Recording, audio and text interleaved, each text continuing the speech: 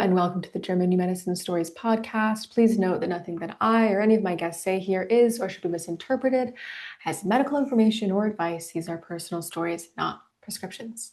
Today, I'm sharing an interview with a woman named Brenna, and we get into some symptoms that we haven't covered yet on the podcast, a really fun story about vertigo, and then also a cool one about gallstones as well. And we also have a really, I think, important discussion about the medical system and how knowing German New Medicine can really just make you so much more chill and calm when interacting with Western medicine. And we also talk about anaphylactic shock and yeah, just kind of some thoughts about that from a German New Medicine perspective. So lots to enjoy. I have had vertigo in the past before GNM, the before GNM time. And so this a couple of months ago, I had a bout of vertigo. So I went to bed on a Friday feeling a little bit woozy, woke up on a Saturday, like full blown vertigo. Couldn't stand up, couldn't lay down, like just absolutely spinning. And because I know GNM, I'm like, okay, something's in healing right now. So I went to learninggnm.com, look it up, kind of get a sense of, okay, it's a falling conflict. I'm like, I just can't quite think of anything in that moment when I had fallen, um, nothing was coming to me. And even as I'm laying there, I'm spinning. I'm okay. I know that it's just going to run its course. I'm not panicking because I already know that whatever it was, it's in healing. So I And can is kind that of have a, different than when you had had vertigo in the past? yeah, when I had had vertigo in the past, I was like, this is never going to end. What is wrong with me? I was doing all these maneuvers to like try and get these crystals realigned in my head. And it lasted, I was in and out of vertigo for a really long time, in the before time. Hmm. And so this bout of vertigo, it was like 24 hours and then it was done. And in that time, I'm kind of thinking about how, you know, physically, when did I fall? Well, I can't think of any times. And then I'm thinking like, metaphorically, when have I fallen? Hmm. There's been so many life changes recently and like stuff that's gone on. And I'm like, could it have to do with just like how I'm perceiving things, like losing control and falling in my life? Trying to kind of think of it from a more like um what is that word? Like heady place, a more Hmm. Yeah. um anyways, so I just kind of let it go. Like, I don't need to solve this, but I really would love to like uncover what happened. But I don't need to. It's not like I'm not trying to resolve like chronic vertigo. Um, and I'm not ruminating about it. It's just I'm okay. So, couple of weeks late, well, it was probably a week later, I'm on the treadmill and I'm like, oh my goodness, of course. So a few months ago, a really close friend of mine, was kind of telling me this story about being at the gym and she's on the treadmill and she something happens and she just eats it off of the treadmill. Like she flies Oh, off and everybody is watching her and she's so embarrassed. yeah. And I'm like, oh my gosh, that's hilarious for one. And oh, that's really embarrassing. So that scene comes to me when I'm on the treadmill. I'm like, Mm. of course. I when I first started back on the treadmill running, I was not very confident. I was feeling weak. Had you recently started running? Yeah, so I had re Oh. maybe a month before the bout of vertigo, I had started Oh. running on the treadmill. Okay, so the friend had And told you the story. And then you The started friend, running, and now it's in your yes, mind, this like, I could possibly fall. yes. So the story is told. The flag has been risen. Hmm. I forget about it. I'm Yeah. on the treadmill. I can feel that I'm not very steady. Obviously, this story is playing in the background. Hmm. And once I start getting, so I'm a month in, once I start getting stronger, I'm feeling more confident. I'm like, oh gosh, and I've got a flow to me.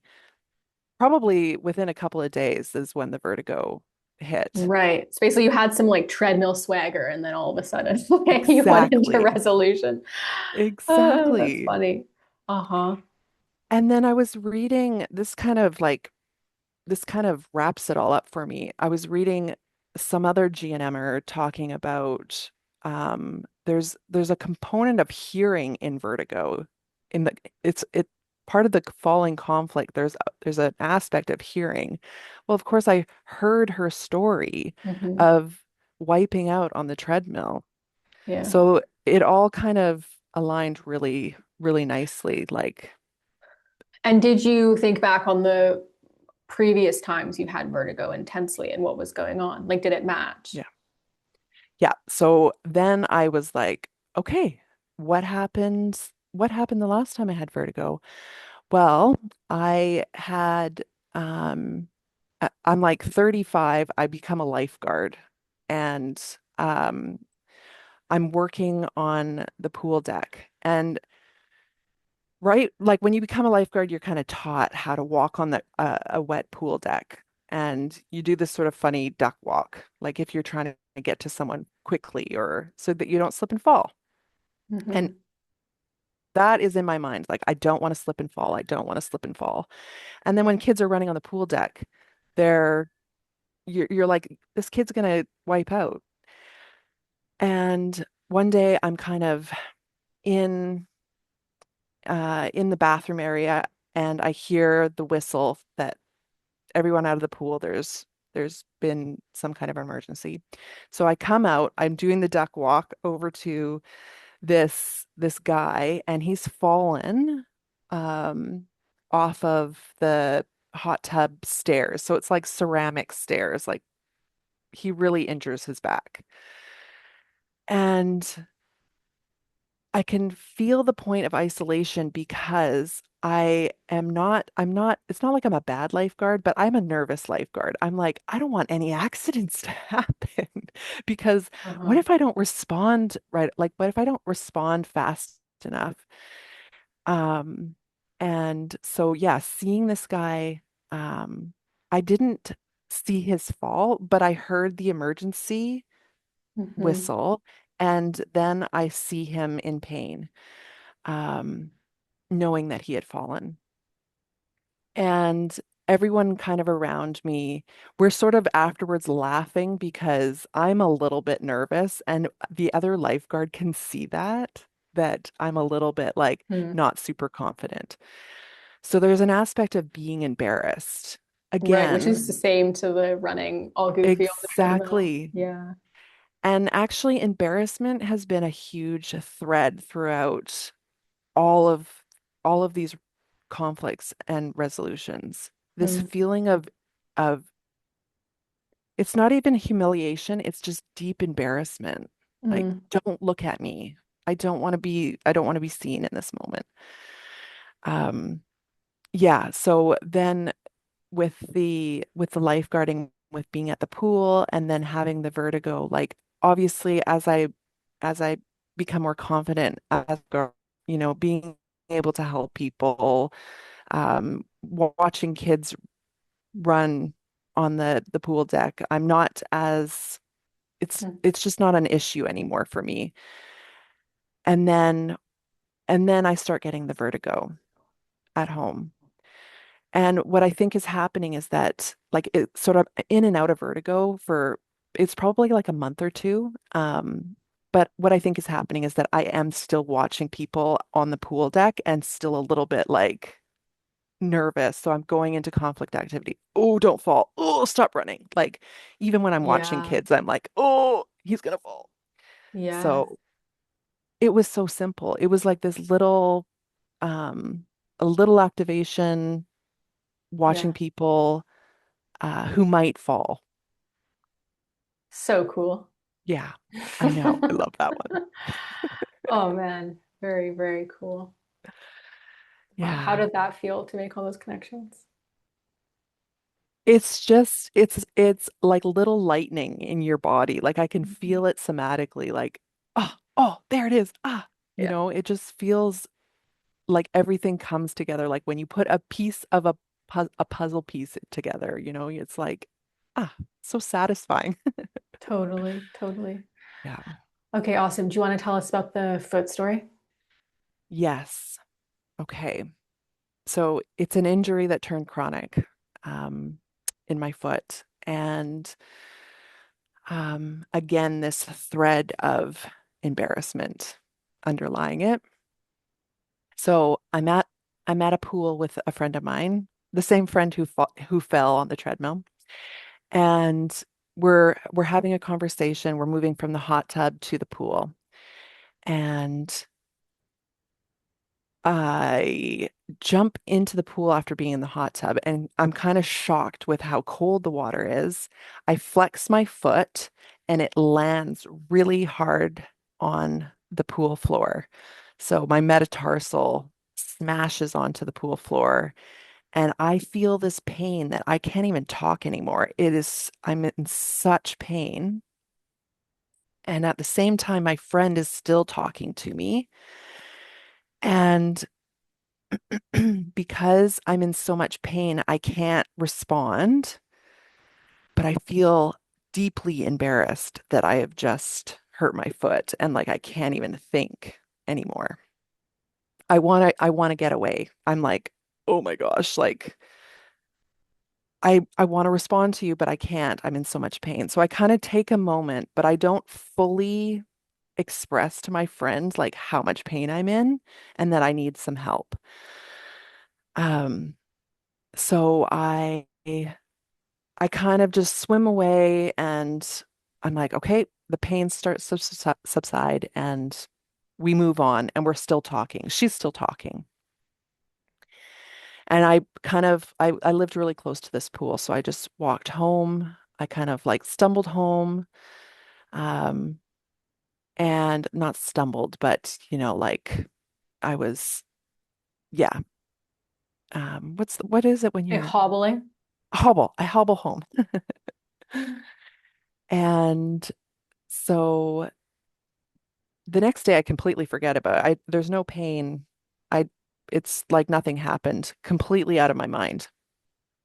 And then it's maybe a week later, I go for walks every morning and I start to feel this pain in the bottom of my foot. I'm like, "Oh, what is this?" I keep walking and every morning I'm kind of feeling it. I'm like, "What is this pain?" Um, it's like a month later and I'm still having this pain in my foot. I'm like, "What is this?" Like I can't even recollect this injury that happened in the pool. So you hadn't made the connection yet to the pool I event. hadn't made the That's connection so because there was interesting. so much distance between like when I'd actually injured the foot Hmm. to when the pain came back. It just didn't, it just was not in the forefront of my mind. And then and then all of a sudden, of course, like everything, it kind of hits me like, right, you, you hit your foot in the pool. And I'm like, okay, I hit my foot, but that was a really long time ago at this point. Like, why am I still feeling this pain in my foot? And again, I'm going into this story of like, well, it's my right foot and I'm a right-hander, so it's like my partner's side, it's like my, Yeah. you know, life work side. What am I doing in life right now? What direction am I going? Like I start going in that thought pattern. And and then I just kind of like sat with what had actually happened. Like I jumped into the pool. I was caught off guard with how cold the pool was. I hit my foot. It was very painful. I felt isolated because I couldn't quite communicate with my friend, like how much pain I was actually in. I kind of remembered like, just my experience of having pain when I was a kid, like if I had hurt myself, like I was embarrassed when I was a kid when I hurt myself. Like there was a feeling of like, don't look at me. I don't want to be seen right now. So it was like this self-isolation when I felt embarrassment. Mm, mhm, Um, and so I'm kind of sitting with that. And again, like my foot's not getting any better. I'm like, well, maybe I need some special support. So I'm like going to like the foot guy and I'm like, what did I do? Like maybe I really like fractured it and I'm re-injuring it because I keep walking and I'm not really like putting it up and just resting. And I am in the bath one night and I'm kind of like just a little bit fed up with it. Like I don't want this to be a thing anymore. So again, I'm going back into the memory of how I felt when I smashed my foot on the bottom of the pool. And again, it's this feeling of like, don't look at me, but I don't want to acknowledge how much pain I'm in. So I'm kind of feeling that. And then I just decide to like reimagine it. Okay, mm, what if I had jumped into the pool and I just lightly bounce off the pool floor and I keep swimming? So I literally imagine this one time I jump into the pool, gently hit the bottom of the floor and swim off. And I can feel this tingle from my hip on my right side down to my foot. It's like it's very light, but I can feel it going down my leg. And I have no more pain in my foot. I press on the spot where I was feeling the pain. It's completely gone. There's nothing left. I get out of the bath. I'm walking perfectly normal. And since then, wow. perfectly normal. Like I Oh, was like, simple it what can be. happened? I know. Mhm, mhm, So so part of it feels like to me like I just there there must have been some points in my daily life where I feel like, don't look at me, I'm embarrassed, or like, and it kind of is like drawing me back to the foot and that feeling. And there's mm, like this signal, like, you need to just go in a little bit deeper with that feeling and just kind of feel it a little bit more, you know? yeah. Um, yeah. I mean, I love that story just because I really, well, for many reasons, but I love the story because every injury like is just so ripe for, self-evaluation, motor type conflicts. Yeah. And so that's for me, I'm like, I don't really think there is an injury exception. Like, okay, there is, and obviously you can have injury that is causing issues outside of biological adaptation. And I would say alongside any serious injury, unless you are a very unique kind of person, is coming with a biological adaptation, just because you're not like just blank having the injury and the aftermath of the healing. You're experiencing that whole process, and it's just Yeah. so ripe for conflict. And so um, yeah, there's just never any harm in considering, what pain that I associate in my life with physical injury that's now become chronic may Mhm. actually be constructed internally and not because of some Totally. like thing that I am just left with for the rest of my life physically. Yeah. Well, even hearing, someone say, when you have an injury, like there is a time frame for you to heal in. If it's just a genuine injury, Mm-hmm. there's going to be a time frame. And if you're not healed within that time frame, there's something else. Yeah. You've experienced some kind of adaptation because of it. Mm-hmm. So that was also in my mind, like, okay, this has gone on for too long then. Yeah. There's something more here that needs to be uncovered. Yeah. Yeah. And I Yeah. also think it's an interesting case where you knew what it was, you could see the thread, but it didn't pull on the first go, which I think is really common. And it's like, oh no, like it's not working, I can't, and this kind of like anxiety about it or Mm, giving up. And you didn't give up, and hmm. just always keeping in mind, like, there is a way to pull the thread, but the first Yeah. angle might not work. You just have to keep trying and experimenting. And you Yeah. just don't know what like weird mental thing that you do or conversation you have or whatever that just suddenly, oh, that's it, you know. Hmm. And I Yeah. think that's just, it sounds like, and also with the previous story with the vertigo, just like you've really nailed the attitude of like, Mm, there's an answer here. It's okay if I don't figure it right away. Like there, mm. I don't hear a lot of that like tense kind of panic. I must GNM correctly and make it work fast, Yeah. And so I hope people listening can hear that as well. Like it's not just the, specific symptoms, but there really is this like way of interacting with this paradigm that sets people up for more success than others. So, Mm, for yeah, sure. Yeah. yeah. Yeah. Agreed. Um, okay, do you want to tell the gallbladder story? Okay. So this one is a little bit more, it feels a little deeper. It's I can really feel it at the organ level. So of course it's going to be a little bit like, um, there's going to be more to it.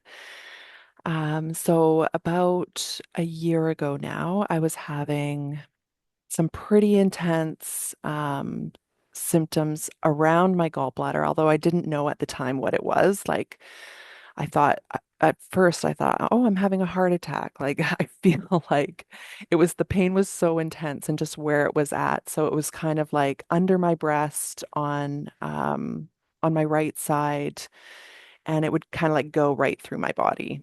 Hmm. And so I'd never experienced this kind of pain before. And I actually went to the emergency room just to make sure that it wasn't my heart. Yeah, fair enough. And because I do tend to use the medical system in that way. Okay, so I don't have the equipment to tell whether this is my heart or whether this is my gallbladder. So um, I went and they're like, you just have heartburn. You're good. And they sent me on my way. And I'm experiencing this pain for like many days. And so I I'm I I get out of it. I'm out of pain and I'm at home and I have this chocolate lab who we've had for 7 years. We had her since she was a puppy.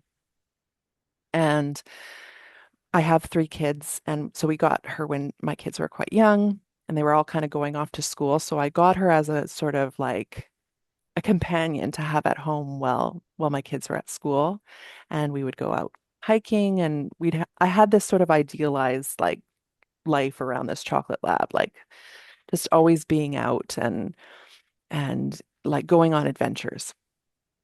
And I'm that kind of person. I'm that kind of person that has a chocolate lab and we go hiking Right. and we have fun. And so I um, realized pretty quickly that this dog's actually not very much fun. Um, we 7 years go, ago when you got the yeah, dog. like Okay. as a puppy, she's a puppy, so I could kind of like, understand that there's some behaviors that like we need to train out of her. But as she gets older, I realize like she can't be in the car. She's super anxious and she'll scream. She makes this high pitched, like screaming noise. She's so excited, anxious. And she barks every time someone comes to the door. And she's just a very highly anxious and hyper dog.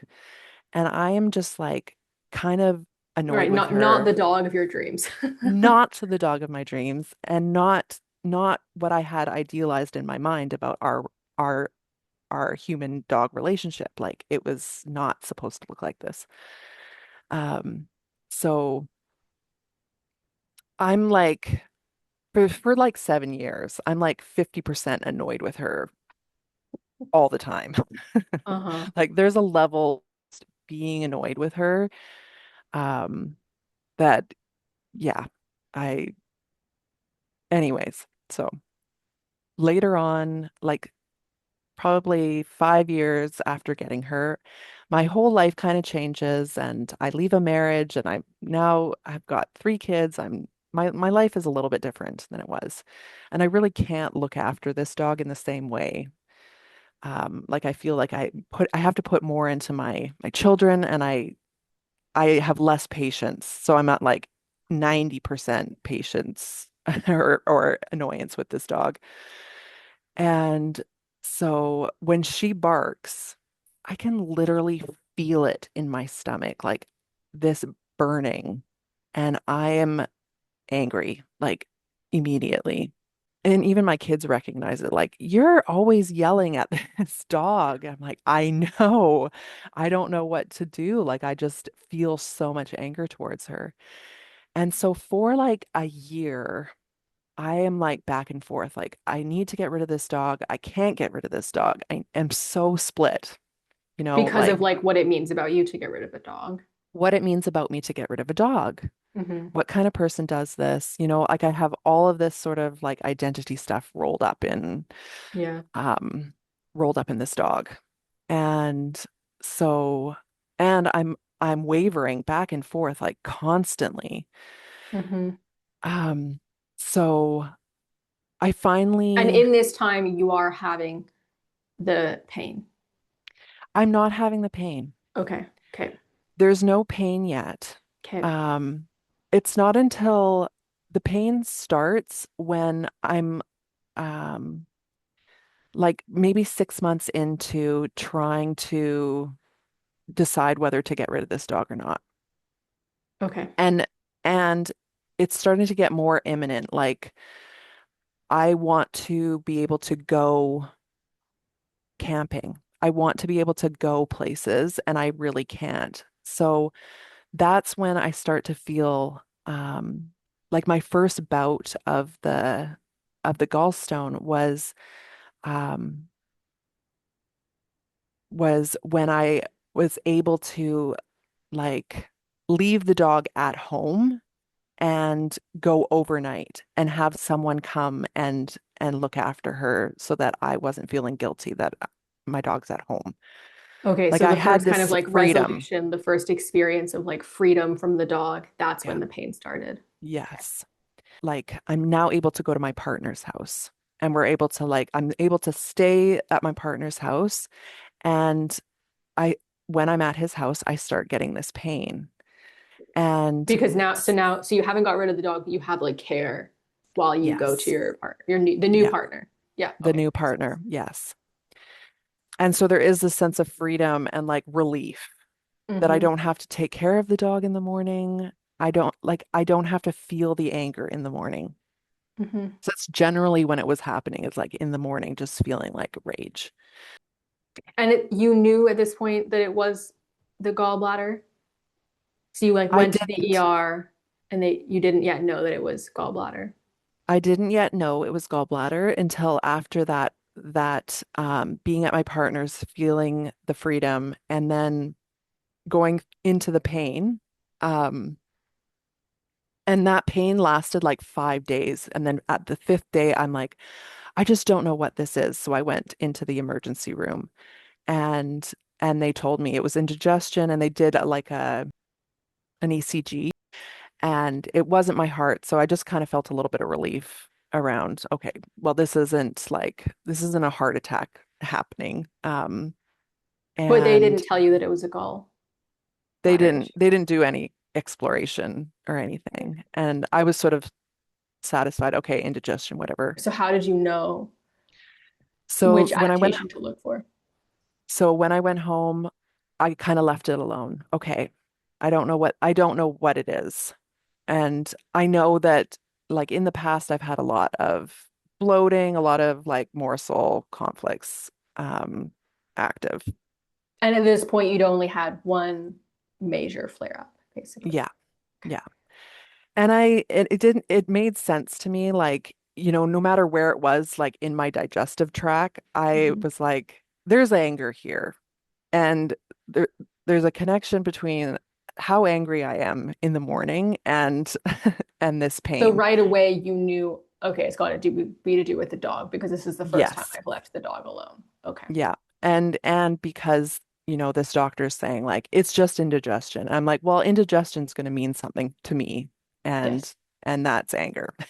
So then it's like a couple months later and I've made the decision. I am getting rid of the dog and I make steps towards it. And I'm kind of at peace with it. I'm like, and I'm talking about it to other people. Like I because at the beginning of it, I was so ashamed. Again, it's like embarrassment, shame, like kind of similar. I was so ashamed that I was doing this, that I was Right. getting What rid of kind my of dog. person doesn't love their dog kind of thing? Yeah. Yeah. Yeah.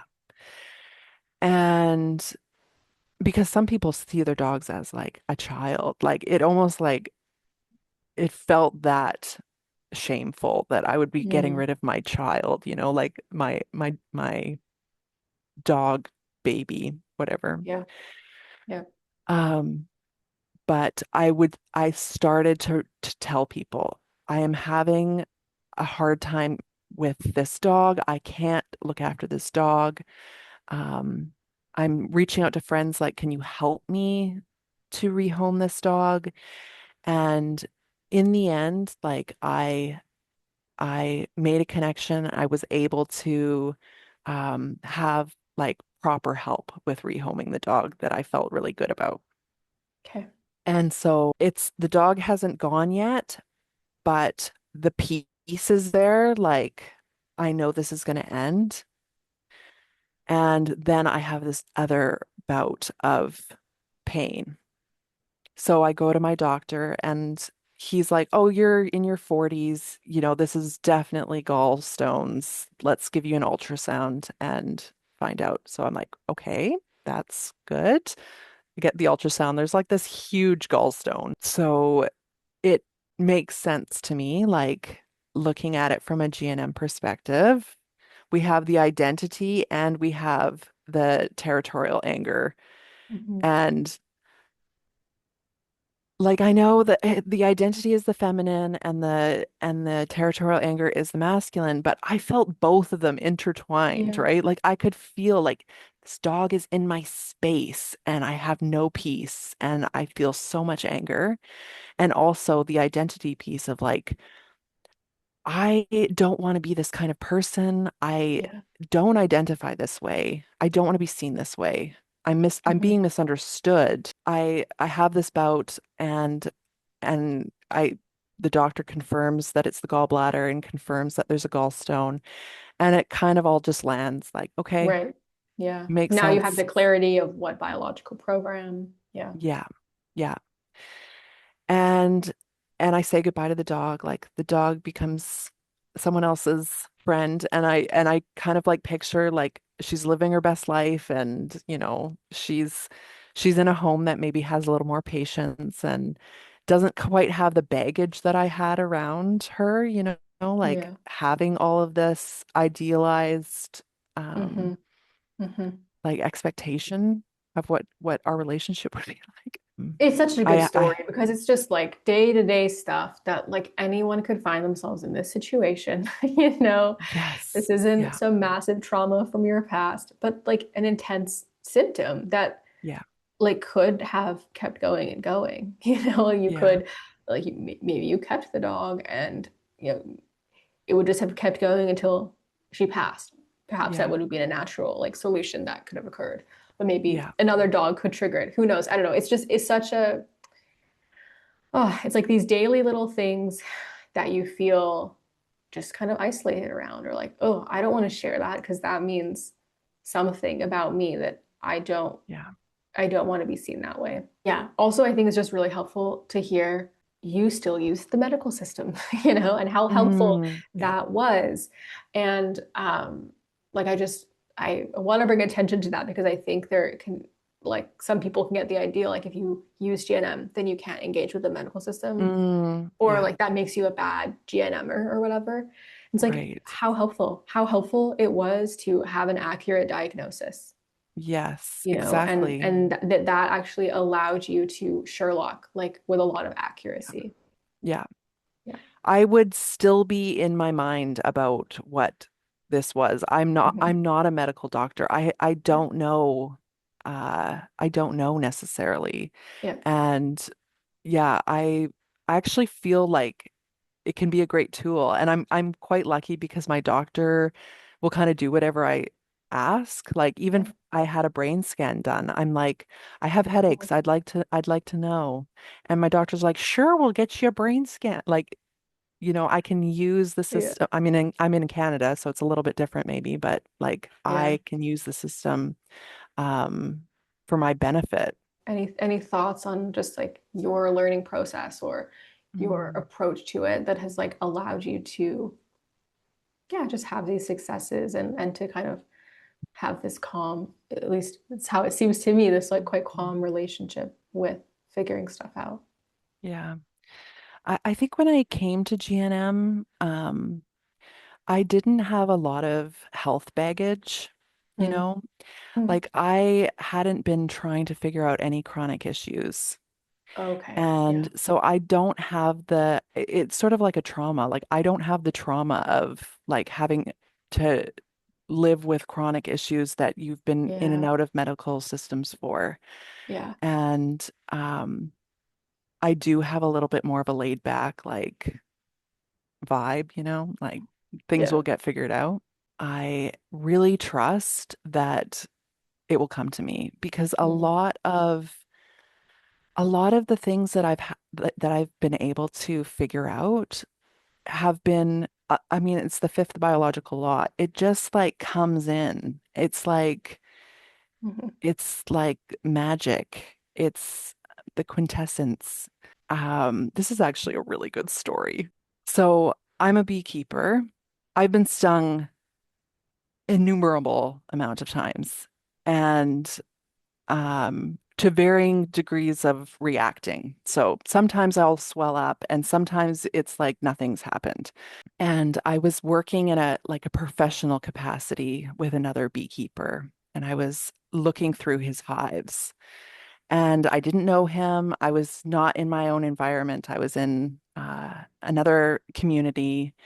And the way that he was beekeeping was kind of foreign to me. Like I didn't really, he had a whole philosophy and I didn't really understand it. Anyways, I'm, I spent the whole day in the heat doing this, looking through his hives and not using smoke. Smoke is something like you use as a beekeeper to kind of like let the bees know, like, start eating honey because I'm coming in and you might have to leave. It's sort of a warning signal, but it calms them down. Anyways, he doesn't believe in smoke. So we're going through the last hive, and this hive is like savage. They sting me hundreds of times, like through like thick work pants. Like they are just aggressive, very aggressive. And he's kind of like, "Oh, what's going on?" Like he doesn't realize like I am being stung. Like I'm walking very fast, trying not to run and look like a fool.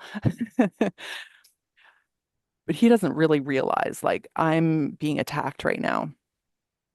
And I'm not really saying anything because I don't want him to see me vulnerable, in pain, like scared, And because like I don't know him. unprofessional almost as well in what you do. Unprofessional. Yeah. Exactly. Hmm. So I pretend that nothing is wrong. I sit in my car for like a few minutes, but we're still not done. So I sit in my car. I'm like, adrenaline is going. And I'm like, oh my gosh, that was so scary. I'm so embarrassed. Like this, I don't even know this guy. I'm supposed to be here in this professional capacity. Like he thinks I'm an expert, and I'm like a fool right now. And so we go and we get a coffee, and I'm starting to relax a little bit, but I am like itchy, so incredibly itchy. Not acutely, like not where I was stung, but like all over my body, just like a a sense of like real itchiness, redness, and swelling. And I could feel my throat just like tightening. I'm like, I'm having, this is before GNM too, but I'm Yeah. like, I am having an anaphylactic reaction right now. Right. And so I'm a little Which bit, must have been confusing considering how many times you would have been stung prior to. it made no sense. I'm like, Right. how is this even possible? Yeah. Um, and still this guy's like talking as if he didn't just witness me being stung the way I was stung. And he's even talking about that colony, like, yeah, there's something wrong with that colony. I think I should probably destroy it, or, like they're very aggressive. And he's acknowledging that, but he's not really acknowledging Mm, like that I might right. But not even be that would have been okay. helpful for you to hear in terms of a resolution, just like, okay, they Yeah, actually like, are crazy, yeah, crazy yeah, bees. yes. Uh-huh. So I drive myself to the hospital because I think I'm like, my throat's going to close up and I'm going to die. And this is I during like that a, you were like, this is the time to drive myself, yeah, not phone 911. I know. Well, again, The nobody needs, embarrassment. no, I don't want anyone to see me in any Yeah, kind of pain right. or distress. And this is during that time in our history where things were bonkers. Mm, So I'm at the hospital and like nobody, like I'm not even triaged. I'm like having this reaction and nobody's even, all they right. asked me Just were those, COVID. Yeah, yeah, yeah. like they asked me the COVID questions and that was it. They didn't ask me why I was there or anything like that. So I'm sitting there for a long time and I'm starting to reach out like through text to like my mom, like, hey, I just had this crazy experience. And I'm starting to talk about it now. I reach out to my friend. I'm like, hey, this is what just happened. And I'm sharing the story of what just happened. Mhm. And and then I start to feel better. Okay, my throat's not going to close up and I'm out of Mhm. that distress. Um, At least you're in the hospital, so if you keel yeah, over, someone's gonna do someone something. maybe might do something. Um, and As long as and they COVID swabbed you first, just to. yeah. Get this, nobody actually even talked to me. I left on my own. I was just like, oh, I think I'm better now. And I just left. Like I didn't even tell anyone. Um, so now in with hindsight, looking at that situation, Yeah. it had all the criteria for there to be an SBS, Hmm. because of that isolation, Yeah. that the fear, like Yeah. that I was actually scared because I couldn't get these bees off of me. Like they were Yeah. And you weren't attacking me meant where to no matter use what. the tool that normally would have been Yeah. like, so your body had to respond because, if you think about it, like the Exactly. body responds when you don't have another external tool. Normally you had that tool, so now you don't. Yeah. Yeah. Yeah. Yeah. Yeah. Just out of curiosity, like, so do you think that it was like, okay, you had a separation conflict, that was itchiness and resolution, and then the throat constricting? Do you think that that was like more soul or scare fright than going into resolution? It must have been a scare fright. Yeah. Okay. Um, That's what it seems like. yeah, and I wondered about like I felt like I was being attacked. So Yeah. I feel like there was uh an attack conflict. Hmm. Um, Hmm. but yeah, I'm not sure like with the separation and with the attack, like is that is there itchiness with the attack conflict? I, I mean, I think yes, I suppose some of those symptoms probably would come with an attack. I mean, it doesn't really matter. It's kind of like splitting Mm, hairs, but it's very yeah. interesting to me just the like, yes, to consider that like the calmer you felt, like this, the safer you, the farther you got from that situation, it was like Yeah. in the moment where you're hearing him also acknowledge, okay, yeah, the bees are crazy, we're away from it. Mm. That's actually when that Yes. it got bad. Like Yeah. there was this like resolution, and then it just got worse and worse. Yeah. Then what would it have been like had you experienced those symptoms without the panic? But then of course then now those symptoms are added on. It's like relapsing of the like, oh no, something scary that I don't want to say Mm. out loud. Yeah. Um, Very fascinating. Very Yeah. cool. And I Interesting. do wonder too about if they had made a big deal about it at the hospital, like if they had like, oh my gosh, she's going into anaphylactic shock, like, and started really panicking, like I wonder if that would have like constricted things more and just Mhm. like caused more of that conflict load to build up. And Yeah. Yeah. um I mean, it's just so like the number one thing when you have a symptom is how calm can I be about it? yeah, And that yeah, doesn't mean, again, that you don't go to the hospital. yeah, It's you can do both. It's like, look, if you need to go to the hospital, go to the hospital, but it's still going to be very prudent and smart for you to remain as calm as you possibly can throughout that. yeah, Yeah. yeah, Yeah. And totally. just like how different it would be if the medical system was just like knew this stuff too. I mean, on so many levels, but if Yeah, like you arrive at the hospital, it's like, okay, how can we make you feel safe and cozy and cared for, and like it's all good, everything's going to yeah, be okay, we got you, like, and yeah. that is medicinal, like that Yes. really matters. It has like such physiologic consequences for people. Yeah. Yeah. Well, yeah, and even like thinking about the lung adaptation, like and how the rates of lung cancer and how often we're put into these diagnostic shocks, right? Yeah. Like you have a year Hmm. to live or whatever, like Yeah. how um prevalent that is for us to have these like scary diagnosis. Yeah, totally. Yeah. Yeah. So cool. Well, thank you really for these stories, really fun. Yeah. Yeah, Super I'm so cool. glad to share. I love sharing them. And, I think my friends are just tired of hearing about them. So,